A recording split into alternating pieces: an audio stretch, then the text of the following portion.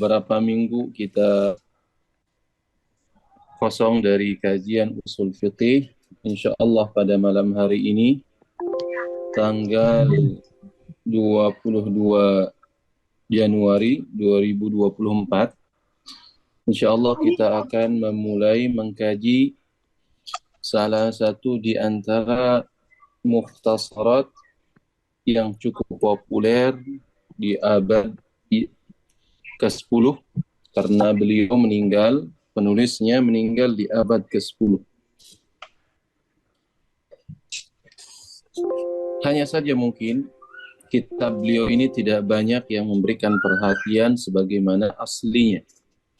Seperti halnya Jam'ul Jawami', yang mana kitab ini disyarah oleh ulama di masanya, yaitu yang muasarah dengan beliau, seperti kitab yang ditulis oleh Az-Zarkashi rahimahullah dan ulama setelah. Begitu banyak ulama yang memberikan perhatian besar. Nah, Imam As-Subki rahimahullah, kalau kita lihat di akhir kitab beliau, mengklaim bahwasanya kitabnya tidak mungkin untuk bisa diikhtisar. Adapun kalau orang mau berusaha mengikhtisarnya, katanya, maka nggak lepas dari dua kondisi. Pertama, dia mubazir, dalam artian dia akan memindahkan sesuatu tidak pada tempatnya.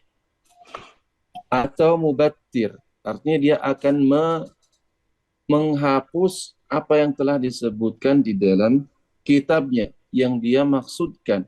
Bahkan penggunaan huruf. Kenapa dia tidak menggunakan huruf waw di sini tapi menggunakan huruf fa? Itu semua ada maksudnya. Bahkan ketika beliau menyebutkan beberapa adillah yang disebutkan dalam kitabnya Jam'ul Jawami, itu ada maksudnya. Dan terkadang beliau sardul aqwal, artinya menyebutkan aqwal ulama secara lebih detail, itu ternyata ada maksudnya. Sehingga Al-Imam As-Subki rahimahullah atau Tajuddin As-Subki rahimahullah mengklaim, orang yang akan mengikhtisar kitab saya ini, yaitu Jam'ul Jawami', nggak lepas dari dua kondisi ini. Kalau dia nggak mubazir, katanya, maka dia jatuh kepada mubattir. Itu yang diklaim oleh Al-Imam As-Subki rahimahullah. Tapi ikhtisar yang dilakukan oleh Imam Zakaria, Syekhul Islam Zakaria Al-Ansari, memberikan idhafat yang cukup banyak yang tidak disebutkan di dalam kitab Jam'il Jawami'. Namun sayangnya banyak muhakkik dari kitab Lubul Usul ataupun kitab Ghayatul Usul yang merupakan syarah daripada Lubul Usul ini, saya lihat dari sekian muhakkik kitab-kitab ini tidak memberikan tahqiq sebagaimana mestinya. Mereka mencukupkan dengan menyebutkan biografi atau kondisi usul fiqh sebelum Syekhul Islam Zakaria. Itu hal yang sangat mudah sekali. Seharusnya ada mungkin dari sisi yang lain yang dibahas. Misalkan dari sisi manhajnya, kemudian muqaranah, komparasi dengan aslinya, apa saja idhafat-idhafatnya atau ziyadatnya. Ini kan penting untuk pembaca mengetahui mana yang menjadi idhafatnya. Zakaria Al-Ansari dari Jam'il Jawami', dari kitab Tajuddin As-Subki ini. Namun sayangnya para muhakkik ini la yuthqil nafsahu, nggak membuat dirinya berat atau membuat dirinya payah untuk melakukan hal tersebut. Padahal tahqiq seperti itu biasanya dilakukan dalam tahqiq ilmi, misalkan risalah ilmiah. Nah, biasanya itu akan menyebutkan sisi positifnya atau kelebihannya, mazaya kitab tersebut secara detail. Begitu juga mungkin ada sedikit masalibnya atau ma'akhidnya. Artinya sisi yang dikritisi seperti apa. Nah, ini tidak dilakukan baik oleh misalnya Muhakkik Husamuddin Abdullah bin Sulaiman, baik juga oleh salah satu Ustadz Indonesia Asif Al-Jailan. Begitu juga muhakkik yang lain. Padahal hal ini hal yang sangat urgen. Jadi sebelum kita masuk dalam kitab ini, kita mengetahui secara gamblang, secara global tentang isi kitab ini, kemudian juga kelebihan-kelebihannya, kemudian juga sisi-sisi yang dikritisi. Baik, sebelum kita masuk dalam muqaddimat kitab ini, sudah sepatutnya kita memulai dengan mengenal siapa sih penulis kitab ini. Nah, saya akan menukil mungkin secara ringkas dari muqaddimat muhakkik. Yang saya pakai di sini adalah Tahqiq Husamuddin Abdullah bin Sulaiman.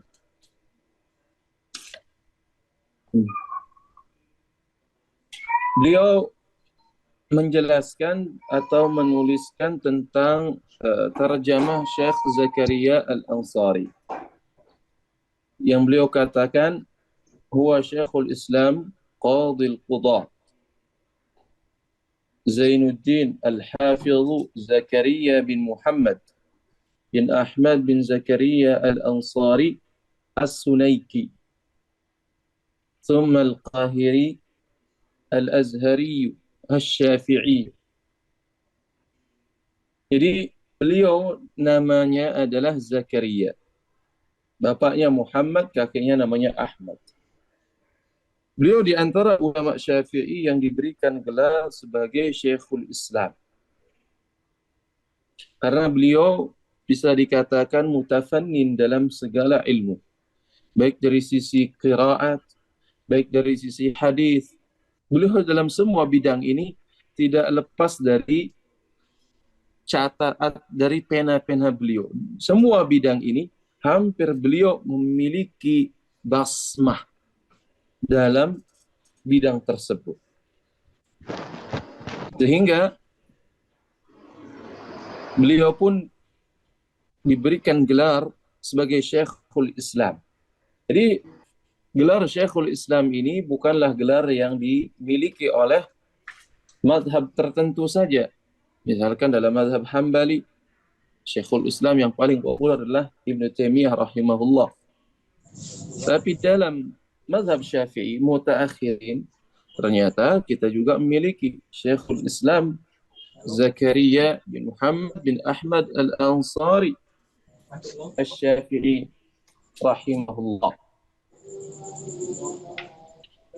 Beliau ini dilahirkan pada tahun 824 Hijriyah. Jadi 824 Hijriyah. Sebagaimana disebutkan oleh Al-Imam As-Suyuti, Ibnu Al-Himsi, Ibnu Iyas. Dan ini merupakan murid-murid beliau. Kemudian Wakila, bahkan dalam satu pendapat disebutkan bahwasanya beliau itu dilahirkan pada tahun 826 Hijriyah, sebagaimana disebutkan oleh Al-Imam As-Sakhawi dan juga Al-Munawi dan lainnya.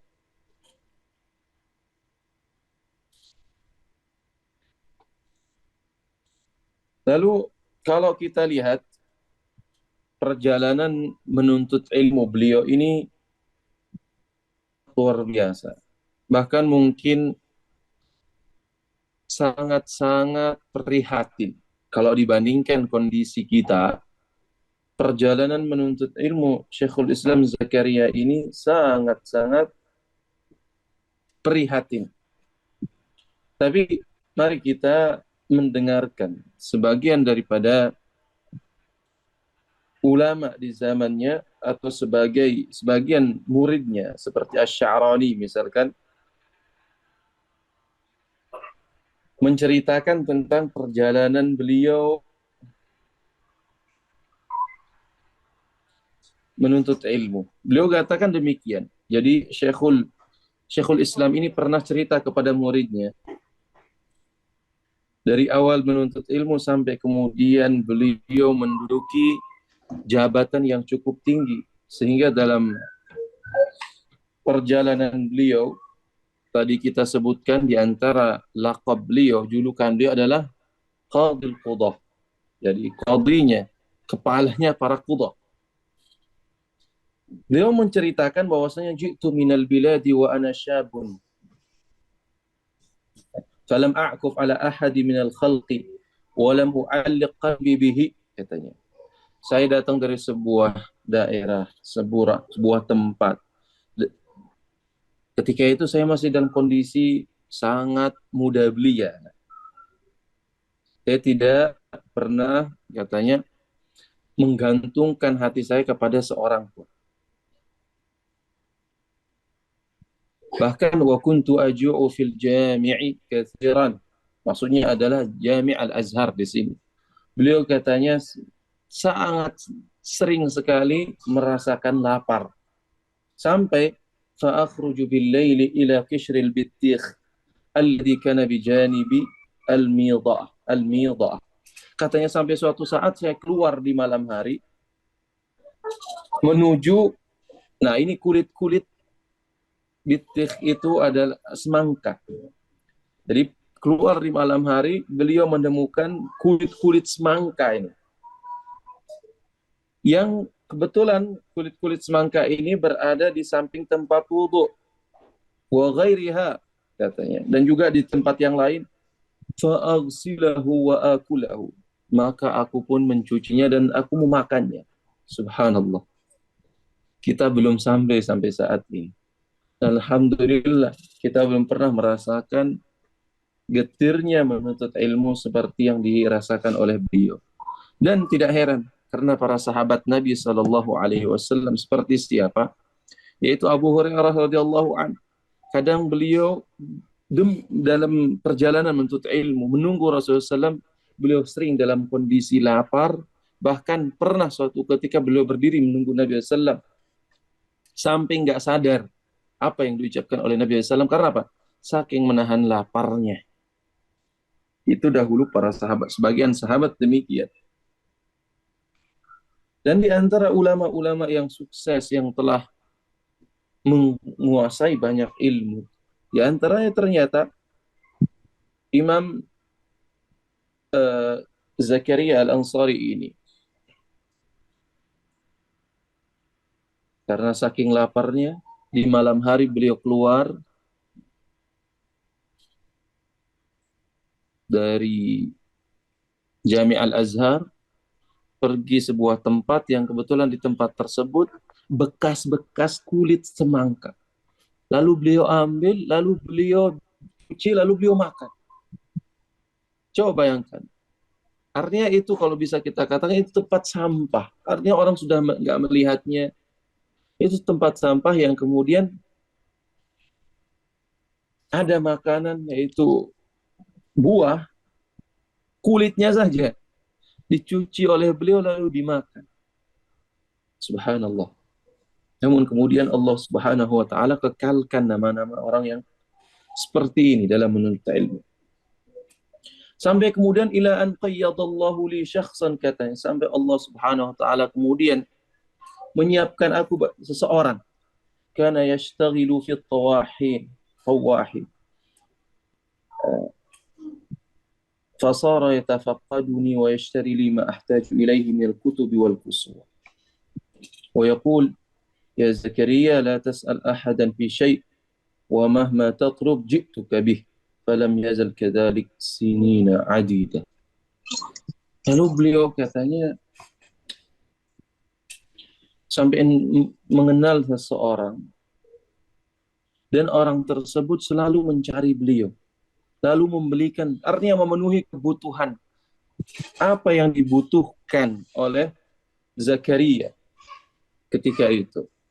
Lalu berpesan kepada beliau, la tas'al ahad, jangan pernah minta pada orang lain. Apapun yang kau minta, maka aku akan membawakannya untukmu. Dan itu berlangsung sampai bertahun-tahun, kata beliau. Bukan setahun, 2 tahun, 3 tahun, tapi itu cukup lama. Sampai kemudian Syekhul Islam Zakaria Al-Ansari ini menjadi orang yang ditunjuk, atau kalau bahasa kita yusyaru ilaihi bil banan, jadi orang top lah. Dan bagaimana ini di antara kondisi beliau tatkala beliau menuntut ilmu.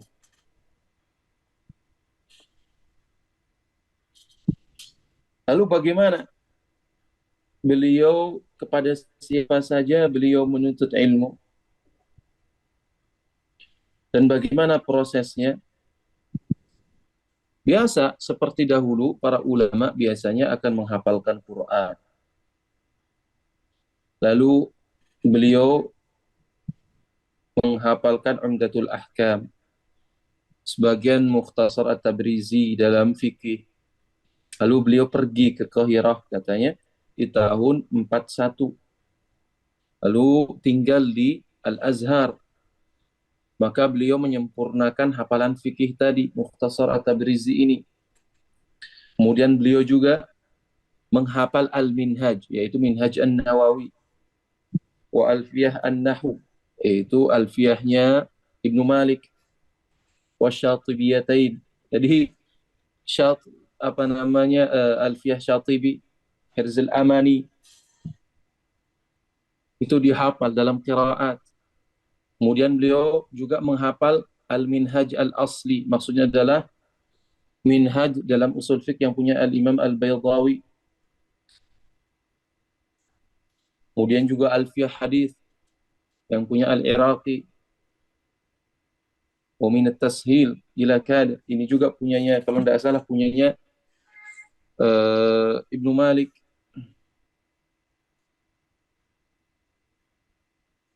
Artinya itulah proses seorang ulama tatkala dia menuntut ilmu.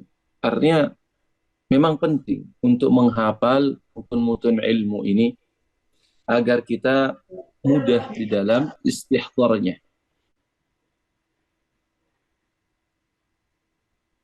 Namun tentunya tidak semua ulama mampu melakukan hal ini. Contohnya siapa?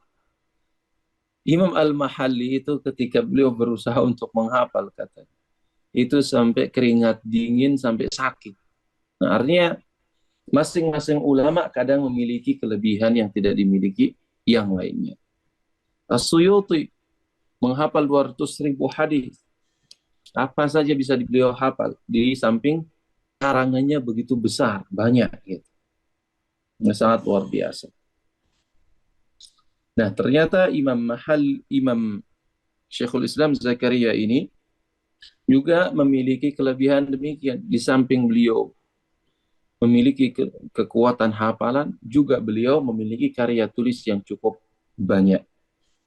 Sebagian mujalladat dan sebagian mungkin ada rasail kecil.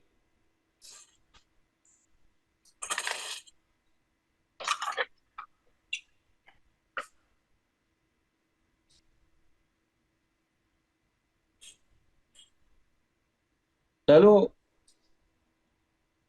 kalau kita lihat ujian ulama kepada beliau, yaitu kepada Syekhul Islam Zakaria, di antaranya adalah kata Suyuti rahimahullah, bara'a wa tafannan wa salaka tariqat tasawuf wa lazima al-jadd ولازم الجد والاجتهاد في القلم والعلم والعمل وأقبل على نفع الناس إقراء وإفتاء وتصنيفا مع الدين المتين وترك ما لا يعنيه وشدة التواضع ولين الجانب وضبط اللسان والسكوت. Dari pujian As-Suyuti rahimahullah di sini, beliau dianggap sebagai orang yang bari', artinya orang yang bara'a fi hadzal fan. Maksudnya unggul, orang memiliki ketafannun juga, artinya menguasai lebih daripada satu bidang. Dan juga di antara apa namanya, kebiasaan beliau atau sifat beliau, katanya beliau ini meniti jalan tasawuf dari seorang yang sufi.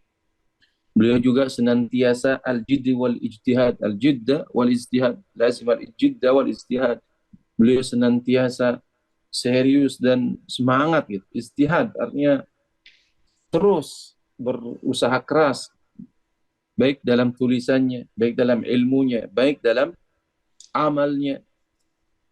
Dan beliau berusaha terus dan terus untuk memberikan manfaat kepada manusia, baik itu membacakan ilmu kepada mereka, artinya mengajarkan ilmu, baik itu dalam memberikan fatwa pada mereka, baik itu dalam tulisan beliau. Dan semua itu katanya diiringi dengan agama atau tadayun yang matin, yang kuat. Dan beliau meninggalkan apa yang enggak manfaat. Dan orang yang begitu rendah hati, tawadhu, walinil janib, artinya orang yang mudah, enggak kaku gitu, atau enggak eksklusif, tapi orangnya mudah untuk didekati. Wa dhabtil lisan wasukut. Beliau ini menjaga lisannya dan banyak diamnya. Taib. Sebenarnya banyak ulama yang berikan pujian kepada beliau, kita cukupkan satu saja. Terus wafatnya, beliau wafat di tahun 926. Kalau tadi kita sebutkan bahwasanya ulama berbeda pendapat di dalam tahun kelahiran beliau. Sebagian mengatakan 824. Sebagian lain mengatakan 826. Berarti kalau kita mengambil pendapat yang pertama, bahwasanya beliau lahir pada tahun 824, maka beliau meninggal kurang lebih usianya ketika itu 102 tahun. 102 tahun. Tapi kalau kita katakan bahwasanya beliau ini lahir pada tahun 826, maka usia beliau ketika meninggal kurang lebih genap 100 tahun.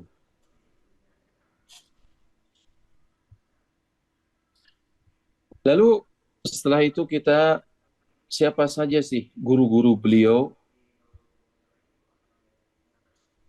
Maka di antaranya disebutkan, salah satu di antara guru beliau adalah Al-Hafidh Ibnu Hajar Al-Asqalani.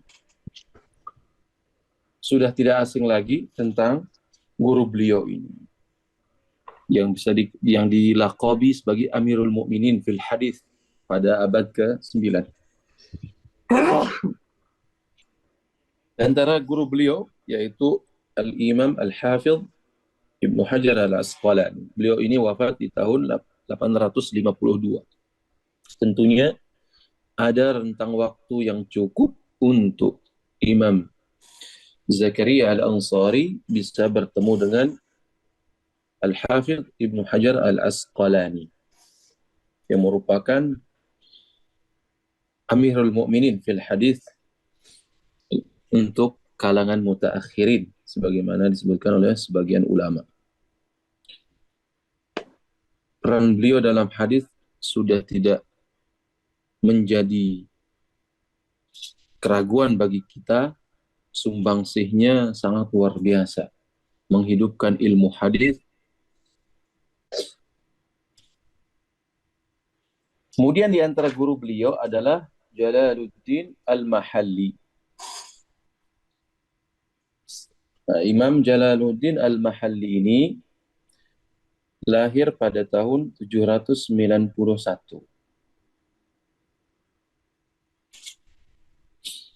Beliau ini kan merupakan ulama yang nampak keunggulannya di dalam ilmu fikih, begitu juga ilmu usul. Nah, ini dua ilmu yang beliau paling menonjol. Sekalipun beliau sebenarnya mutafannin, tentunya menguasai kalam, menguasai nahwu, mantiq, dan seterusnya.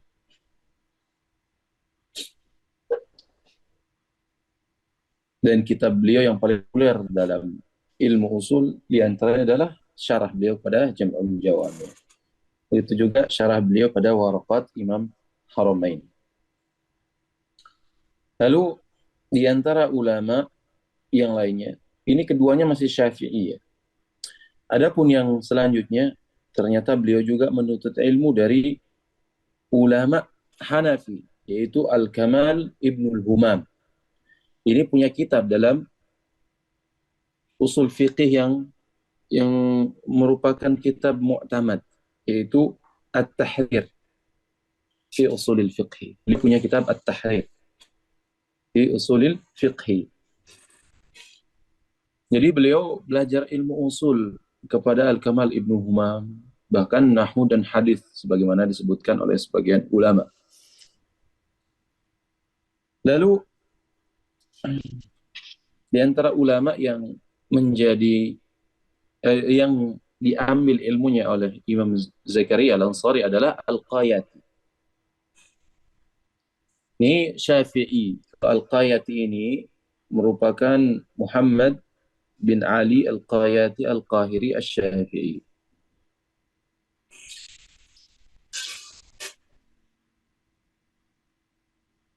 Ini juga sama, beliau ngambil ilmu dari dalam bidang fikih, usul hadis dan lainnya. Dan di antara ulamanya yang lain adalah Alamuddin Al-Bulqaini. Ini anak daripada Sirajuddin. Syekhul Islam Sirajuddin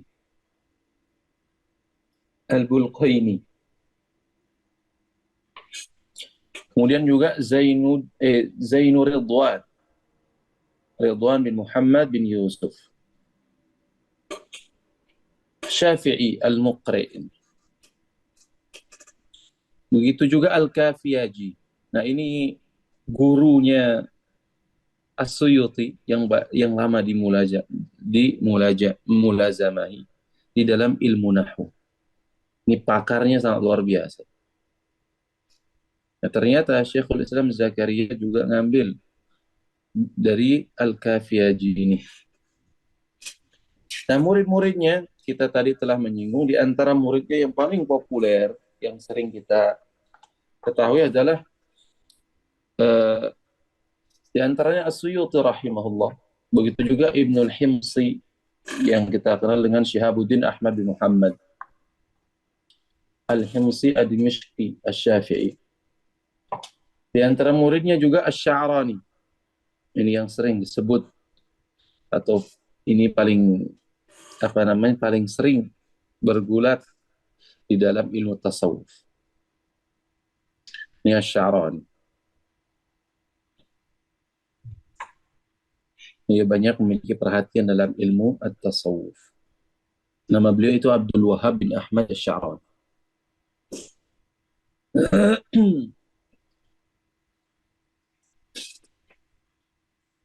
Kemudian Ibnu Hajar Al-Haytami, Syihabuddin Ibnu Hajar Al-Haytami Al-Makki.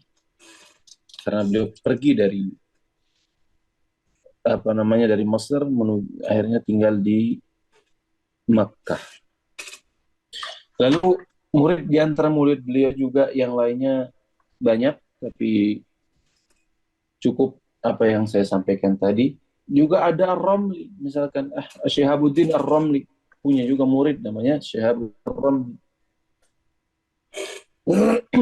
Nah, sekarang berkaitan kita telah menyebutkan terkait dengan guru-guru beliau, murid-murid beliau yang populer. Dan kita akan yang tidak kalah penting adalah terkait dengan karya-karya beliau. Di antaranya yang terpenting adalah beliau memiliki hasyiah untuk Jam'il Jawami'. Jadi hasyiah pada kitab Al-Badr Al-Talib, yaitu Al-Mahalli, beliau punya hasyiah. Begitu juga beliau punya Lubul Usul. Kemudian beliau syarah sendiri dalam Ghayatu Al-Usul. Ini dalam ilmu usul. Lalu dalam kitab-kitab yang lain juga beliau memiliki karangan. Dalam tafsir misalkan, beliau punya hasyiah pada tafsir Baydawi yang beliau namakan sebagai Fathul Jalil, bibayani bibayani bibayani ma khafiya apa ini? Ini Fathul Jalil kalau nggak salah.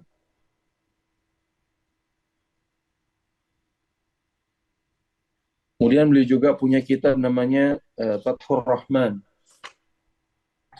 Bahkan dalam qiraat juga beliau punya kurang lebih ada 4 karangan lah dalam qiraat.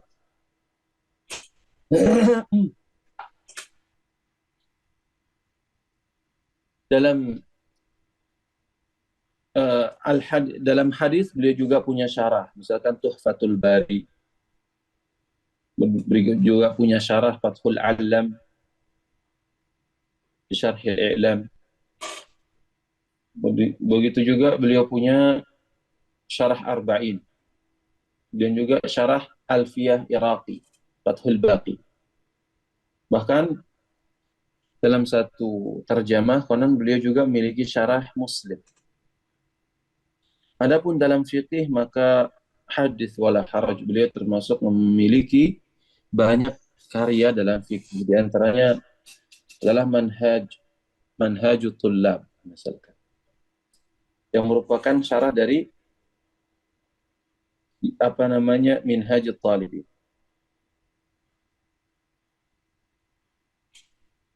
Kemudian juga Fathul Wahhab. Ini kayaknya salah ini. Maaf. Kayaknya ada Manhajut Tullab ini bagaimana dikatakan syarah kepada Minhajut Talibin. Kayaknya keliru ini yang mengatakan demikian. Mungkin maksudnya adalah mukhtasar dari Minhajut Talibin. Karena Manhajut Tullab ini disyarah oleh beliau dalam kitab yang namanya Fathul Wahhab.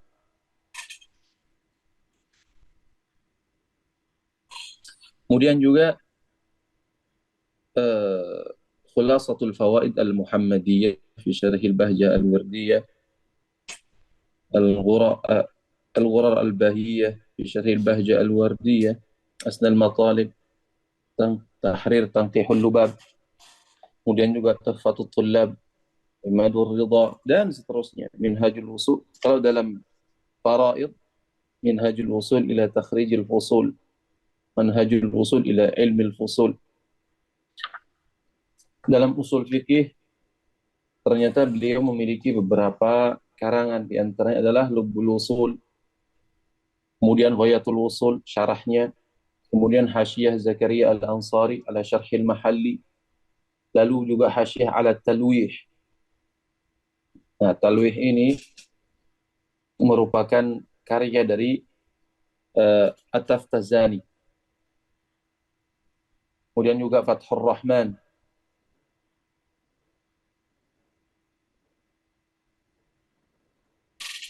Dan seterusnya, saya kira tidak perlu untuk menyebutkan keseluruhan karangan yang beliau tulis, baik itu dalam mantiq, baik juga usuluddin, baik dalam ilmu ma'ani, nahwu dan tasrif, dan bahkan ilmu jadal dan tasawuf. Baik. Itu terkait dengan Imam Zakaria Al-Ansari. Lalu kita tahu bahwasanya Imam Az-Zakaria Al-Ansari ini mengikhtisar kitab daripada Tajuddin As-Subki. Adapun Tajuddin As-Subki ini namanya adalah Abdul Wahhab bin Ali bin Abdul Kafi As-Subki Abu Nasr. Jadi beliau lahir ini tahun 727 dan wafat di tahun 771 Hijriah. Usianya nggak lebih daripada 44 tahun. Namun di usia belia beliau, artinya belum sampai 20, beliau itu sudah memiliki karya tulis yang fenomenal. Artinya sudah menyaingi kalangan senior di masanya. Karena kita lihat beliau saja wafat di tahun 444. Maaf, 771 dengan dalam usia 44 tahun.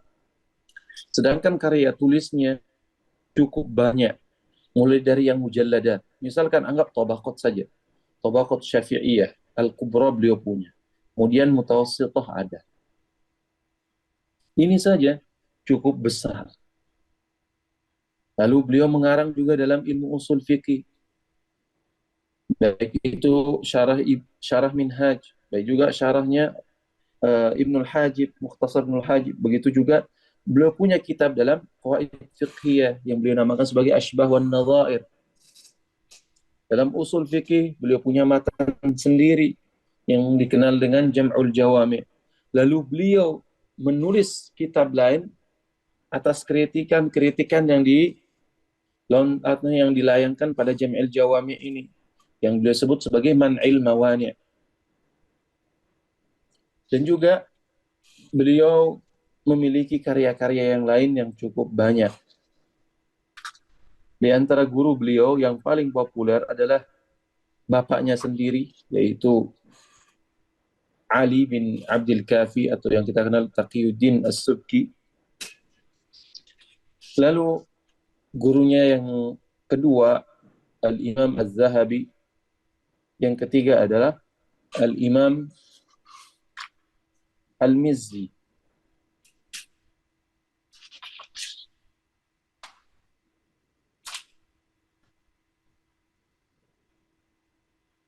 Baik, itulah mungkin selayang pandang terkait dengan biografi dua ulama karena saling terkaitan dalam penulisan kitab ini. Lalu kita akan mengenal terkait dengan lubul usul ini. Coba kita membaca terkait dengan lubul usul ini di muqaddimah saja. Jadi beliau mengatakan, setelah mengatakan alhamdulillahilladzi waffaqana lil wusuli ila ma'rifatil usuli wa yassara lana suluka manahija biquwwatin awda'aha fil uquli wassalatu wassalamu ala Muhammadin wa alihi wa sahbihi al-faizin minallahi bil qabuli. Setelah beliau mengucapkan bismillahirrahmanirrahim, kemudian ya Allah Subhanahu wa taala dan bersalawat pada Nabi sallallahu alaihi wasallam. Lalu beliau menyatakan atau memproklamirkan kitab yang akan beliau tulis ini. Wa ba'du fahadha mukhtasarun fil aslaini wa ma ma'ahuma, katanya. Ini apa yang akan saya tulis adalah kitab mukhtasar fil aslaini. Maksudnya aslain di sini adalah usuluddin dan usul fiqhi. Wa ma ma'ahuma. Apa yang dimaksud dengan wa ma ma'ahuma? Yaitu beliau masukkan beberapa pembahasan selain daripada yang beliau sebutkan.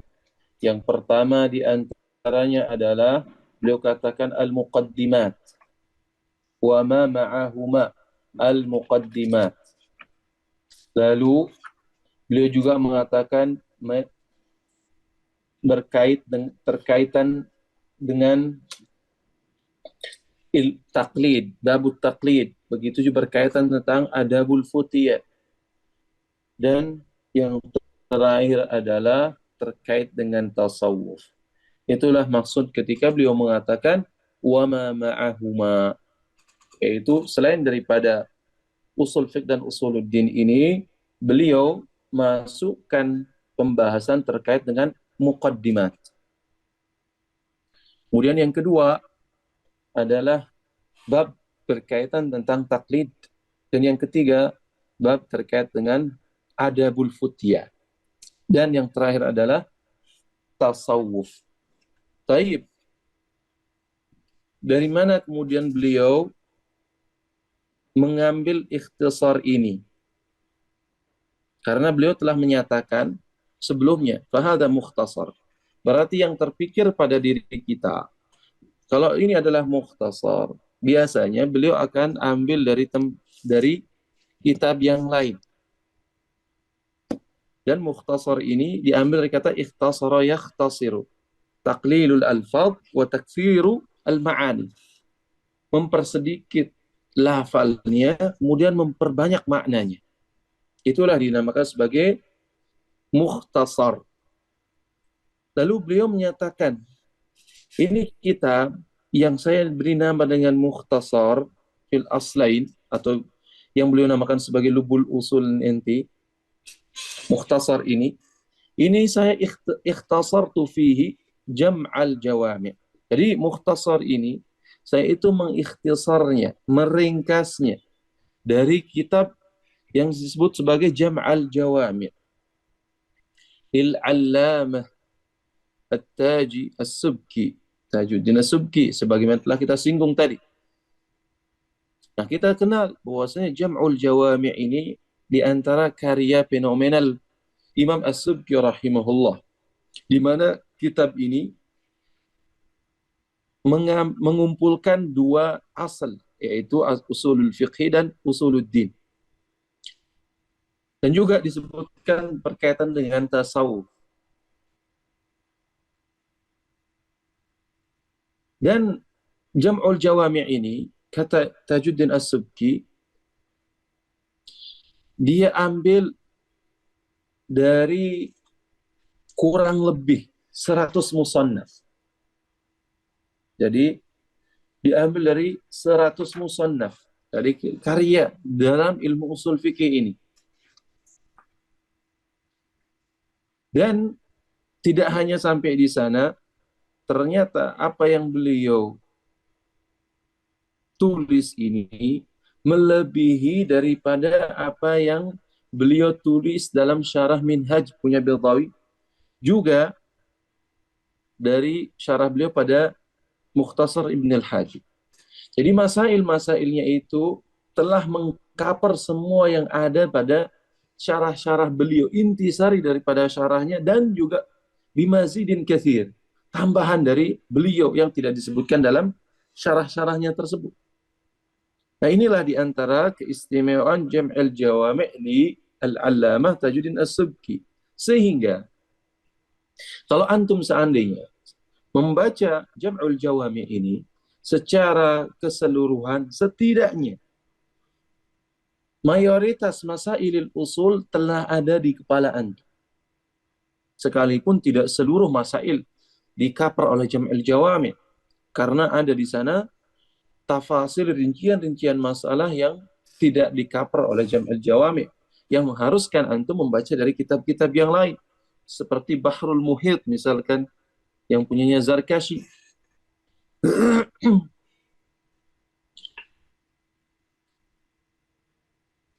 Kemudian beliau mengatakan, di antara manhajnya adalah wa abdaltu minhu ghairal mu'tamad, yaitu beliau mengganti pendapat yang enggak mu'tamad dengan pendapat yang mu'tamad. Wa abdaltu minhu ghairal mu'tamad bil mu'tamad, maksudnya beliau mengganti yang enggak mu'tamad dengan pendapat yang mu'tamad. Nah, ini di antara keistimewaan mukhtasar beliau dari kitab Jam'ul Jawami'. Jadi apa yang beliau pandang bahwasanya yang disebutkan pendapat di Jam'ul Jawami' tidak mu'tamad, maka beliau ganti dengan pendapat yang mu'tamad dalam mazhab Syafi'i.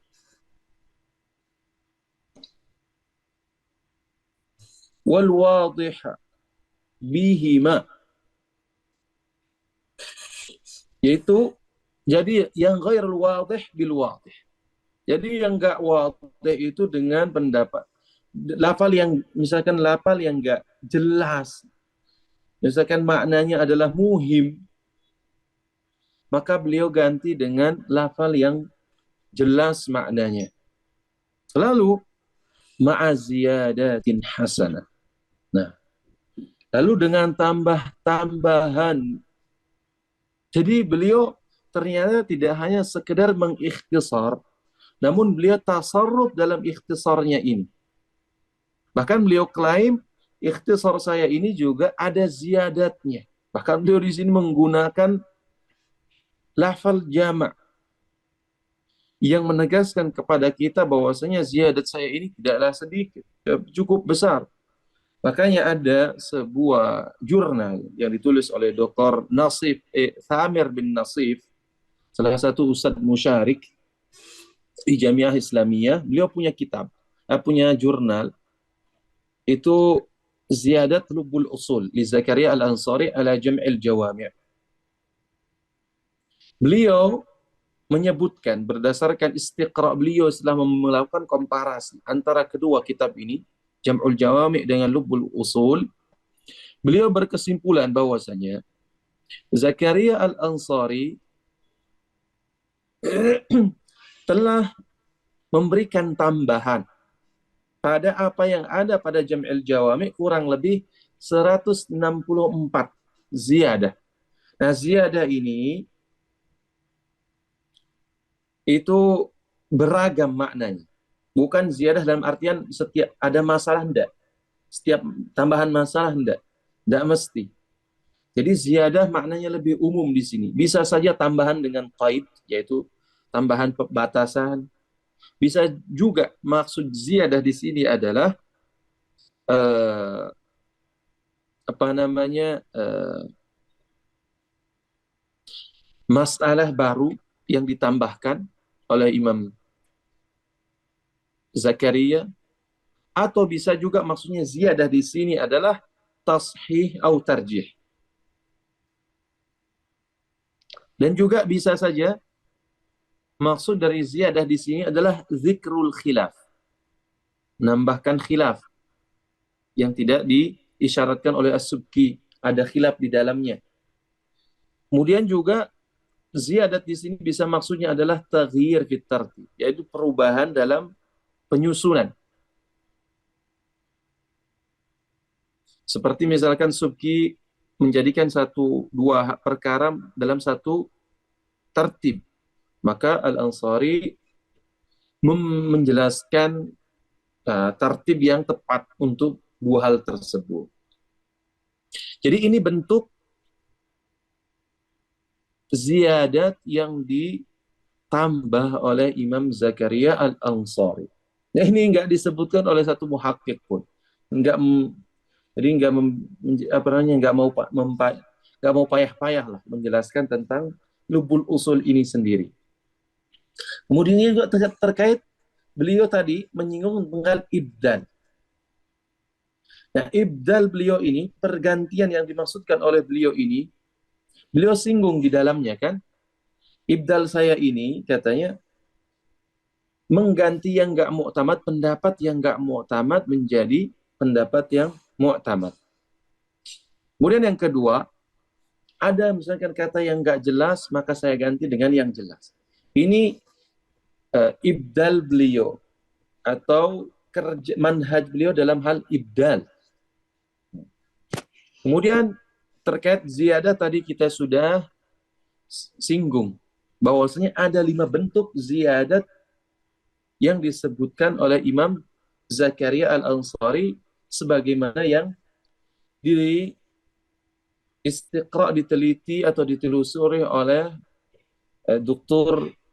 Thamir Nasif. Adapun masalah tambihnya, kemudian nih yang selanjutnya beliau mengatakan wa nabbahtu ala khilafil mu'tazilah. Nah, kemudian beliau juga menjelaskan tentang manhajnya. Saya juga memberikan tambih, artinya isyarat ketika terjadi khilaf dengan Mu'tazilah dengan menggunakan kata indana. Jadi kalau antum kita semua mendapati beliau mengatakan wa indana kata, maksudnya adalah Asy'ariyah dengan Mu'tazilah. Perbedaan antara Asy'ariyah dan Mu'tazilah. Wa ghairihim, adapun selain daripada Mu'tazilah, bil asahhi ghaliban, maka beliau menggunakan redaksi yaitu al-asah. Misalkan ikhtalafa fi hadhihi al-mas'alah ila qawlain. Wal al-asah fi hadhihi al-mas'alah. Nah, ini berarti selain daripada Mu'tazilah, maka beliau menggunakan uh, redaksi al-asah ghaliban. Nah, ini perlu menjadi, ini merupakan qaid beliau. Ini pada umumnya saya menggunakan al-asah. Berarti bisa saja dalam kondisi yang lain beliau tidak menggunakan kata asah ini. Bisa saja menggunakan kata yang lain. Baik, lalu beliau setelah itu menyatakan nama atas mukhtasar yang beliau buat ini dengan sebutan wasammaituhu lubbal usuli rajian minallahil qabula wa as'aluhu an-naf'a bihi fa innahu khairu ma'mulin. Maka beliau mengatakan, saya namakan kitab ini lubbal usul. Lub jam'uhu lubab. Lub itu kan intinya inti. Jadi kalau kita makan apa namanya, makan semangka lah, dalamnya itu lub. Atau misalkan kita makan mangga, dalamnya itu lub. Kalau kulitnya itu dinamakan kishrun. Jadi seolah beliau mengatakan ini mengisyaratkan bahwasanya apa yang saya tulis ini merupakan inti atau intinya usul lah.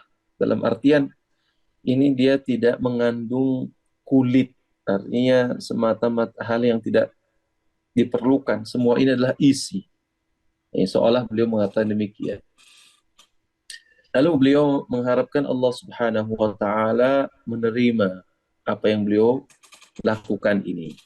Nah, penting sebagaimana diisyaratkan misalkan ketika Ibrahim alaihissalam bersama putranya Ismail membangun Ka'bah, atau tatkala Ismail membantu bapaknya melakukan pembangunan Ka'bah ini, keduanya tidak lupa untuk berdoa kepada Allah Subhanahu wa taala, Rabbana taqabbal minna innaka antas samiul alim.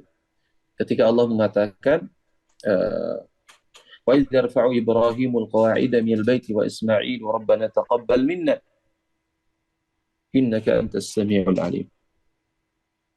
Itu artinya ketika Nabi Ibrahim katanya dengan Ismail, ketika beliau membangun Ka'bah ini senantiasa mengucapkan Rabbana taqabbal minna, Rabbana taqabbal minna. Nah, begitu juga pula kita, tatkala kita melakukan amal apapun itu, kita mengharapkan agar amal kita ini diterima oleh Allah Subhanahu wa taala.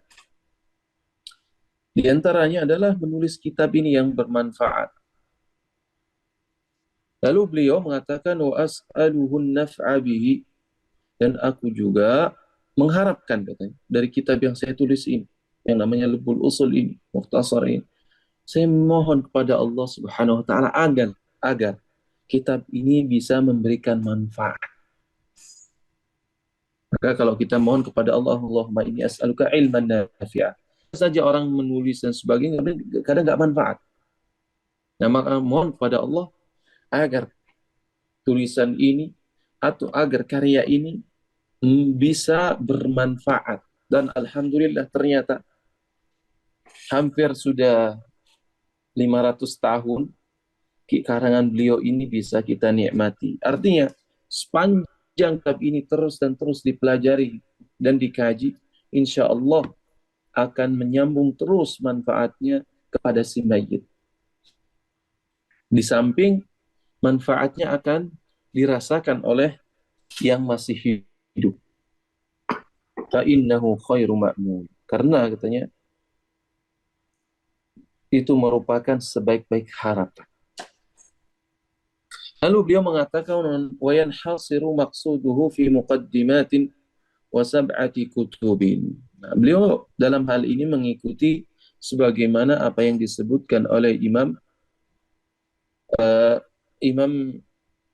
As-Subki. Beliau menjadikan kitabnya Jam'il Jawami pada muqaddimat, kemudian sab'atu kutub. Nah, muqaddimat yang dimaksudkan di sini adalah apa saja? Yaitu terkait dengan hukum. Maka beliau mulai dengan menjelaskan tentang usul fikih, definisi usul fikih. Karena sebelum kita masuk dalam apa namanya intinya inti, maka kita harus ada pijakan, ada tasawur jelas terhadap materi yang akan kita bahas ini. Karena kita membahas tentang usul fikih, maka intinya tentang usul fikih itu apa? Nah, sebelum kita masuk intinya, maka kita harus tahu usul itu apa. Maka beliau kemudian menjelaskan tentang uh, definisi usul fikih secara istilah. Lalu beliau menjelaskan tentang definisi fikih, kemudian terkait tentang hukum dan masalah yang terkait dengan hukum tersebut. Kemudian juga terkait dengan masalah definisi, yaitu apa itu maknanya apa namanya dalil, ilm, had, nazar, jahal, sahu, dan seterusnya. Ini semua masih terkait dengan muqaddimat. Lalu kemudian beliau akan nanti masuk dalam masalah inti yang terkait dengan babul dat.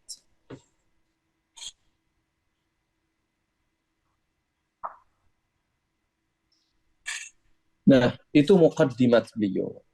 Kemudian sab'atu kutubin. Sab'atu kutubin mengikuti sebagaimana yang disebutkan oleh Imam siapa? Imam Subki, di mana beliau mengarang kitabnya ini tersusun dari muqaddimah dan sab'atu kutub. Muqaddimah sudah kita tadi sebutkan.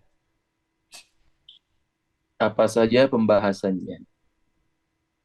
Lalu 7 kutub ini apa saja? Yang pertama kitab, kemudian sunnah, kemudian ijma, kemudian qiyas, kemudian istidlal, kemudian ta'adul wa tarajih, yang terakhir adalah bab tentang istihad. Lalu wama ma'ahuma, yang mengikuti keduanya itu adalah bab yang beliau sisipkan seperti yang telah kita singgung, yaitu terkait dengan bab taklid, bab adabul futya, dan juga tentang tasawuf yang telah kita singgung sebelumnya. Nah, ini mungkin hal-hal yang terkadang tidak muqaddimat tentang lubbul usul yang para muhaqqiqin sebagian apa yang kita sebutkan tidak mereka singgung sama sekali, tidak mau merinci daripada apa yang disebutkan karena memang memerlukan apa namanya usaha lebih dalam mengkomparasikan di antara dua kitab ini. Nah, tadi saya telah menyinggung kepada dalam muqaddimah tadi bahwasanya orang ngomong tau. kita tadi telah menyinggung bentuk-bentuk ziyadat. Kurang lebih ada 5 macam ziyadat yang disebutkan, yang dimaksudkan oleh Imam Zakaria Al-Ansari. Baik, agar antum tidak bertanya-tanya, bagaimana sih bentuk ziyadatnya ini? Misalkan, ziyadat qaid.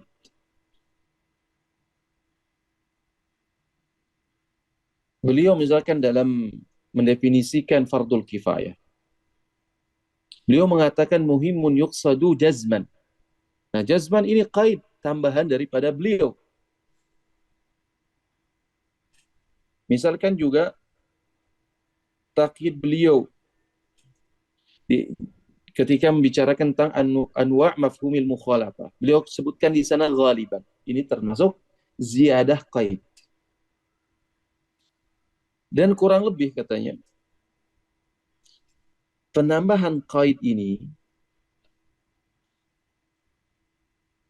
sampai kepada 43 tambahan. 43. Adapun dalam masalah baru, contohnya misalkan,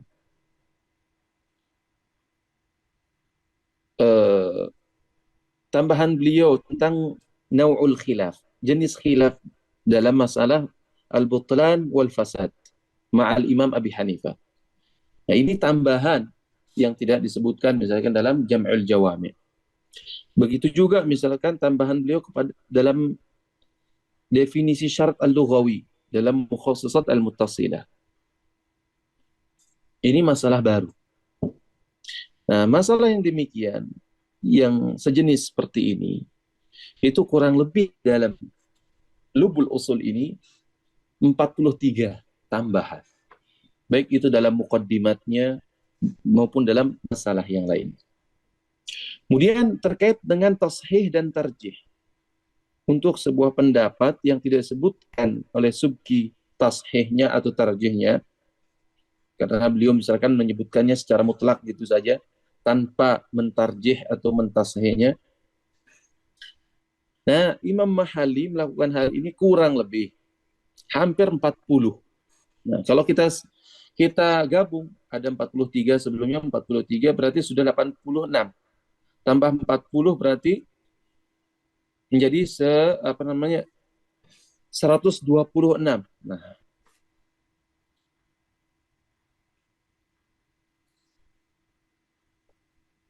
kemudian tambahan dari sisi zikrul khilaf ini.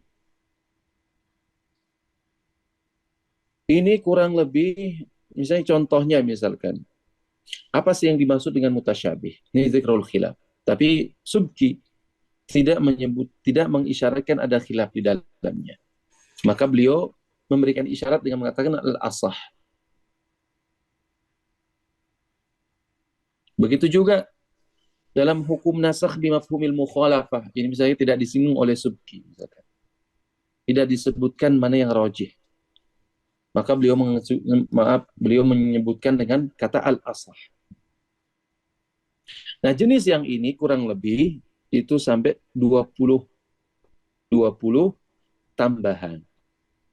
Kemudian yang terakhir yaitu terkait dengan taghyir fit tartib.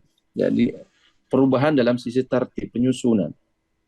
Misalkan seperti menggunakan kata inna ba'dal fa fil quwwah min maslakin nas al-zahir. Kemudian misalkan jenis ini kurang lebih sampai 4 masalah. 4 masalah katanya. Jadi beliau menggunakan lafal inna setelah ada huruf fa ditakib. Kemudian yang terakhir di antara bentuk ziyadah beliau adalah isyarah limas'alah fi mautin lam yadhkurha Subki. Jadi memberikan isyarah pada sebuah masalah yang dalam sebuah tempat yang tidak disinggung oleh Imam Subki. Misalkan contohnya katanya, beliau menyebutkan dilalatul ima bersamaan dengan dilalat iqtida wal isyarah di dalam apa? Di dalam masalah mantuk dan mafhum. Ini. Tapi masalah ini cuma satu saja katanya dalam hal ini. Kemudian yang ketujuh di antara bentuk ziyadah beliau adalah isyarah ilal khilaf ma'al mu'tazilah. Ya, isyarah beliau khilaf bersama dengan mu'tazilah dengan menggunakan kalimat indana.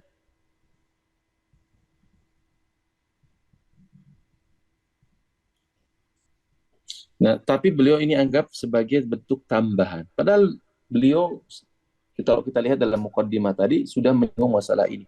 Tapi dalam khilal syarah beliau, itu menganggap perkataan beliau dengan menggunakan indana, yaitu menunjukkan isyarat perbedaan antara Asy'ariyah dengan Mu'tazilah dengan indana, ini termasuk ziyadat beliau.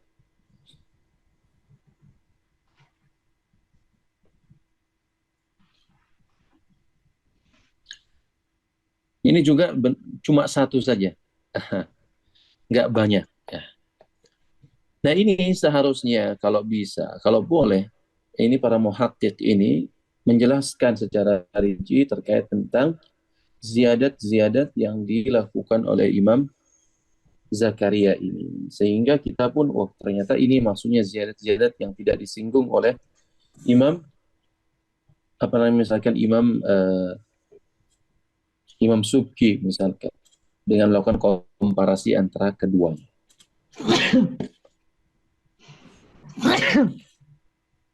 Baik, sepertinya sudah cukup panjang terkait muqaddimah Lubul Usul ini. Kita ini belum masuk pada intinya, inti masih dalam muqaddimat mengenal tentang Lubul Usul ini. Singkatnya, sebagaimana yang telah kita sampaikan tadi, Lubul Usul ini merupakan kitab mukhtasar dari Jam'il Jawami' li Imam Tajuddin As-Subki. Tapi meski demikian, ini bukan mukhtasar sekedar mukhtasar, namun memiliki keistimewaan. Di antaranya adalah sebagaimana yang disebutkan oleh Imam Mahalli, ringkasnya. Beliau melakukan, artinya ada sedikit campur tangan, seperti beliau mengganti yang nggak muktamad dengan pendapat yang muktamad, yang nggak jelas lafalnya maksudnya maka beliau ganti dengan yang jelas. Begitu juga beliau tambahkan masail yang tidak disinggung oleh Imam As-Subki rahimahullah. Itu diantara keistimewaan kitab ini. Dan juga sebagian masail mungkin tidak disinggung oleh Imam Zakaria Al-Ansari, sebagaimana yang disebutkan dalam kitab Jam'il Jawami'. Misalkan terkait tentang dalam muqaddimat, misalkan ketika beliau menyinggung masalah apa? Masalah terkait dengan al-husnu wal qubhu. Beliau tidak menyebutkan misalkan mahalul ittifaqnya, misalkan terkait tentang aklian. Mana di sana kan disebutkan oleh siapa? Oleh Tajuddin As-Subki, misalkan munafarah at-tab'. Kemudian juga berkaitan dengan mula'amatut tab'. Ini enggak disebutkan dalam matan. Disebutkan secara umum saja. Beliau langsung mengatakan apa? Al-husna wal qubha bima'na tarattubi dzam halan wal iqabi ma'alan syar'iyyan. Enggak beliau sebutkan misalkan sisi yang muttafaq alaihi seperti yang disebutkan oleh Imam As-Subki rahimahullah. Baik, itu saja mungkin terkait dengan apa yang ingin kita sampaikan pada malam hari ini, yaitu terkait dengan biografi penulisnya, kemudian juga tentang kitab Lubul Usul ini secara singkat dan keistimewaannya. Wallahu ta'ala a'lam. Barangkali mungkin di antara antum ada yang ingin ditanyakan atau mungkin tambahan. Allah ta'ala a'lam.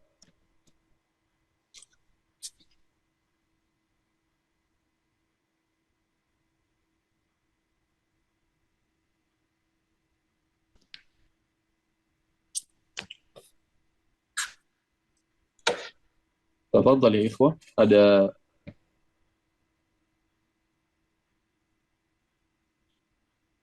silahkan kalau ada yang ingin ditanyakan.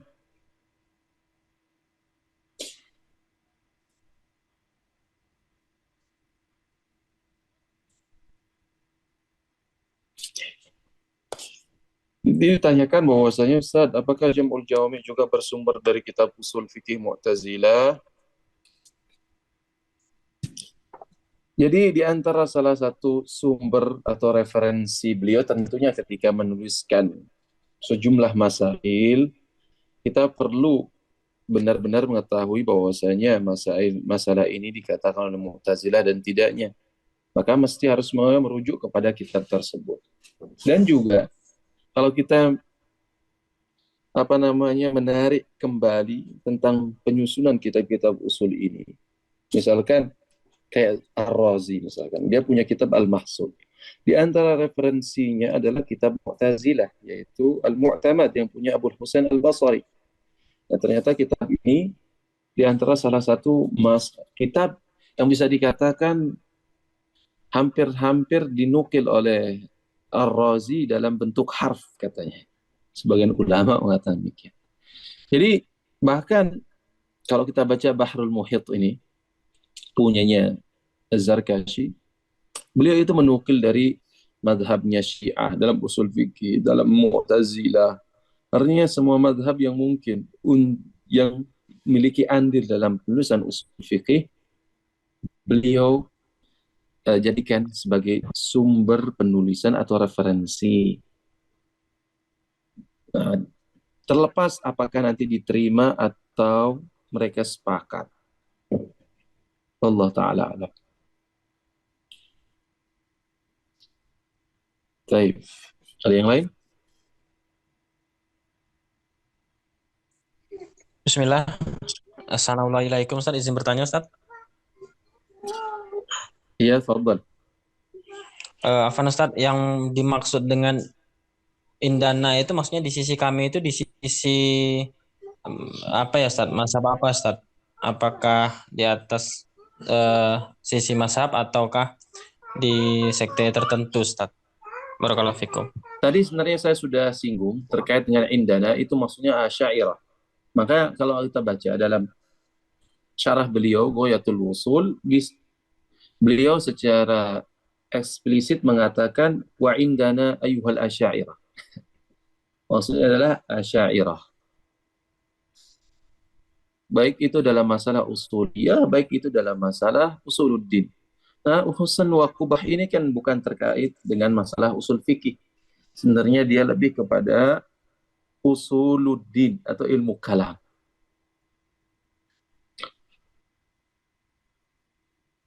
Ada yang bertanya, Ustaz, Assalamualaikum warahmatullahi wabarakatuh. Waalaikumsalam warahmatullahi wabarakatuh. Ustaz, apakah ada kitab usul fikih Ahlus Sunnah yang mencakup semua bab usul? Usul fikih Ahlus Sunnah, alhamdulillah ada, banyak.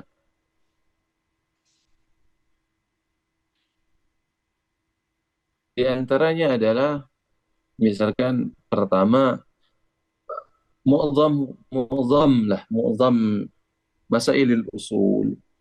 Itu pertama kali kan ditulis oleh Imam Asy-Syafi'i rahimahullah. Ini sudah jadi pijakan antum. Kemudian yang kedua, hampir kepada seluruh masail usul fikih ini kemudian ditulis oleh ulama-ulama selanjutnya. Di antaranya misalkan Imam As-Sam'ani dalam Qawati'ul Adillah.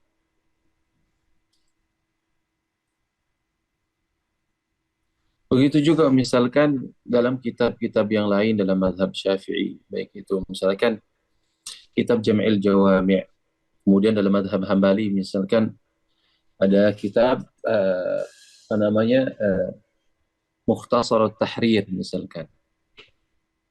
Ini secara umum mencakup seluruh bab usul fikih. Ini kalau kita mengatakan bahwasanya Ahlus Sunnah wal Jamaah ini mencakup semua, apa namanya, mencakup Hanabilah, Asy'ariyah, Maturidiyah, kecuali pada masail yang mereka tidak mengikuti misalnya salaf. Artinya secara umum mereka semua Ahlus Sunnah wal Jamaah.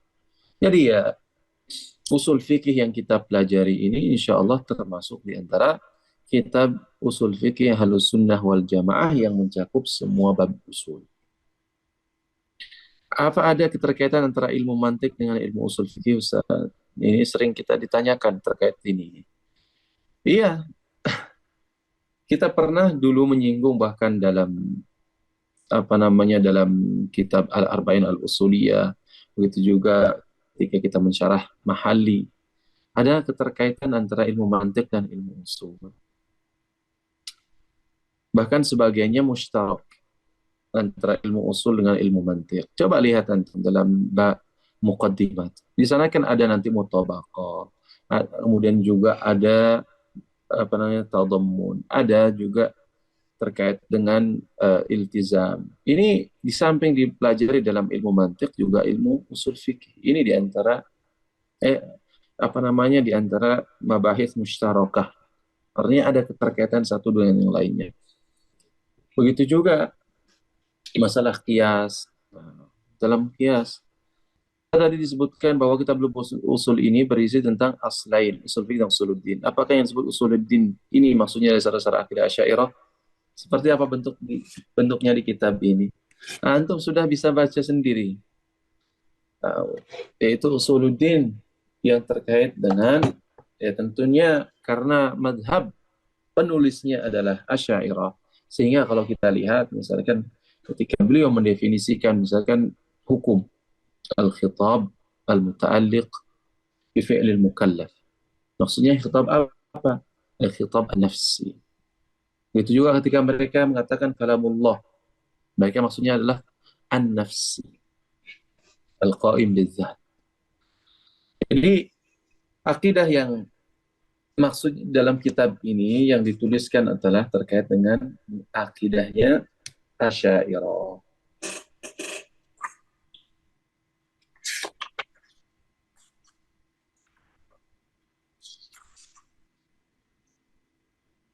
Baik.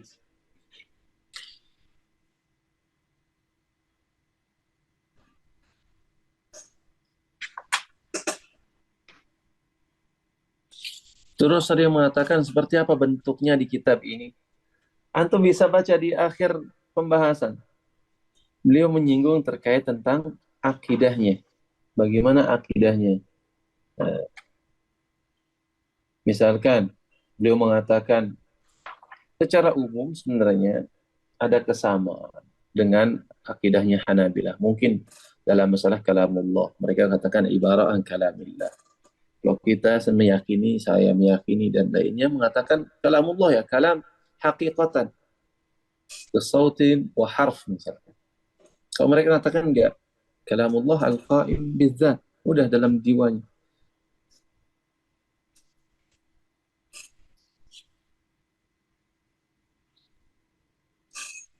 Begitu. Tapi secara umum, nah ini misalkan mereka katakan Al-Quran an-nafsi ghairu makhluk. Maktubun fi masahifina, mahfudun fi sudurina. Itu terkait dengan sifat misalkan. Wa masahafil kitab wa sunnah minas sifati. Na'taqidu zahira ma'na. Wa nunazzihu Allah inda sama'i mushkili. Thumma ikhtalafa a'immatuna. Anu awwilu am nufawwidu munazzihina lah. Ma'attifaqihim ala anna jahlana bitafsilihi la yaqdah. Antum bisa lihat di akhirnya terkait dengan akidahnya. Baik. Tuan Ustaz, apakah pelajaran kita ini menggunakan metode komparasi dengan kitab Jam'ul Jawami' atau ada akses membaca jurnal Dr. Thamir? Jazakumullah khairan. Bisa antum di download di Google saja, tulis misalkan Ziyadat Zakaria Al-Ansari, Ziyadat Lubul Usul Zakaria Al-Ansari ala Jam'il Jawami. Ada beliau punya jurnal. Jika ada sepertinya metode komparasi kitab Jam'ul Jawami. Mungkin sesekali kita akan melakukan komparasi itu. Jadi apa sih yang redaksi yang ada dalam Jam'ul Jawami dan apa sih redaksi dalam dalam Lubul Usul? Apa menjadi tambahannya, apa yang tidak disebutkan oleh Imam Zakaria misalkan. Bisa saja, tapi antum membuat saya capek juga.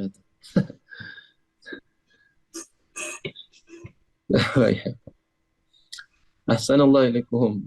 Jika ada pembahasan dari Asy'ariyah di Usuluddin, bagaimana memfilter dari akidah-akidah ini Ustaz dalam pelajaran kita? Sepertinya dari awal, misalkan apa yang saya yakini, saya biasanya menyinggung, misalkan terkait dengan kalam an-nafsi, bahkan dalam masail-masail usul. Saya kadang saya sering menyinggungnya, seperti yang antum ketahui dari awal pembahasan kita, dari waraqat, dari arba'in usuliyah, kemudian juga al-mahalli. Saya sering memberikan tanbih. Bahwasanya dalam Asy'ariyah maksudnya A. Ini sebagian masalah ini mabni ala, misalnya dibangun di atas fondasi teologi Asy'ariyah yang mengatakan ini. Bahkan dalam syarah saya juga dalam kitab Muzakirah Syinqiti, itu juga sering saya uh, mentanbih. Nah, di sana sebenarnya banyak tanbih karena Syekh Muhammad Al-Amin Syinqiti banyak mengungkap hal ini.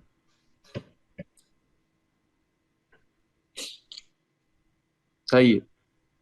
Ada yang lain sebelum kita tutup? Assalamualaikum Ustaz. Waalaikumsalam warahmatullahi wabarakatuh. Izin bertanya, Ahsanallahu ilaikum. Wa ilaik. Untuk kitabnya Syekh Muhammad Amin Asy-Syinkiti tentang makna di dalam Al-Quran tuh apa Ustaz ya? Nama kitabnya tentang makna Al-Quran. Idahul Quran, Adwaul Bayan. Iya itu saya. Adwaul Bayan fi idahil Quranil bil Quran. Nah Ustaz. Syukran Ustaz. Barakallahu fiikum. Afwan.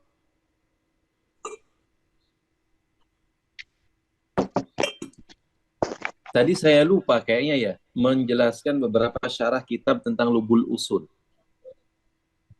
Saya tidak menyinggungnya tadi, saya lupa.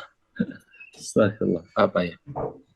Terkait syarahnya tentunya syarah mu'alif pertama. Di antaranya adalah Nuzhatul Uqul, punya Mustafa Al-Baghdadi.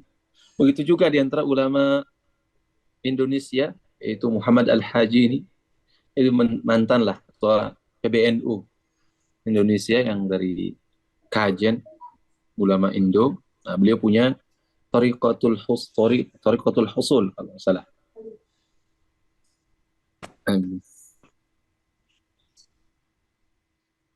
Cukup? Ya ikhwah. Baik. Terima kasih pada kehadiran antum semua. Mudah-mudahan Allah Subhanahu wa taala memberikan kita kepahaman, menganugerahi kita kepahaman dan ilmu yang bermanfaat, dan mudah-mudahan kita ditunjukkan kepada kebenaran, dan mudah-mudahan kita diberikan keistiqomahan untuk bisa menggali ilmu usul fikih ini dengan baik, sehingga kita bisa memberikan kontribusi untuk menjaga agama kita dari tangan yang tidak bertanggung jawab. Baik, kita tutup dengan doa kafaratul majlis. Subhanakallahumma bihamdika asyhadu an la ilaha illa anta astaghfiruka wa atubu ilaik. Assalamualaikum warahmatullahi wabarakatuh. Itu ada tanda. Waalaikumsalam warahmatullahi wabarakatuh.